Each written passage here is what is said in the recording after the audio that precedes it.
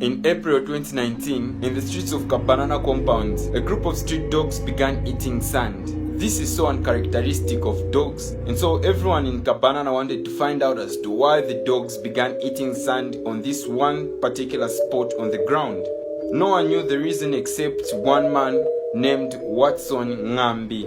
Watson Ngambi was a bricklayer who knew the secret to why these dogs began eating this particular sand. But on the 7th of July 2019, Watson Ngambi felt like he can no longer keep the big secret by himself.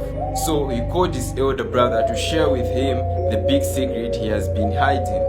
After hearing about his young brother's secret, Watson's big brother immediately rushed to the police and told them what Watson was hiding all along. After hearing what Watson's secret was all about, the police too were very shocked and terrified about Watson's secret. And so immediately they rushed to Watson's house to check if what Watson's brother was saying is true. When they arrived at Watson's house, they did not find anyone. But the door to Watson's house was locked. The police kicked down the door and entered into Watson's house. Watson's elder brother directed them to Watson's room, and there in the room, they confirmed that the secret was true.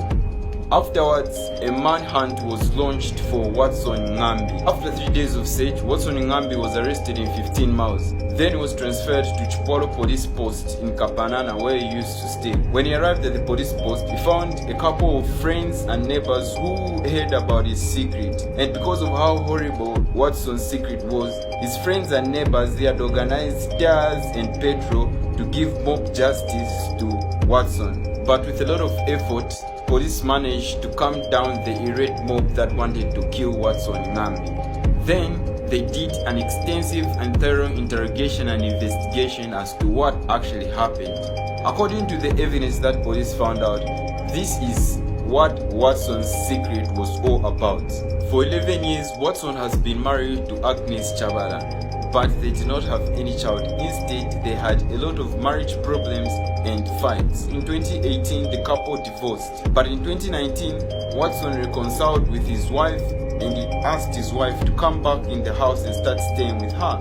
Agnes and Watson, they began staying together in the same house. But around 22 hours on the 19th of April, Watson played some very loud music and got an axe, then went to the bedroom where his wife was. There he asked his wife to death. Then he got a black polythene plastic bag and rolled Agnes's dead body in the plastic bag.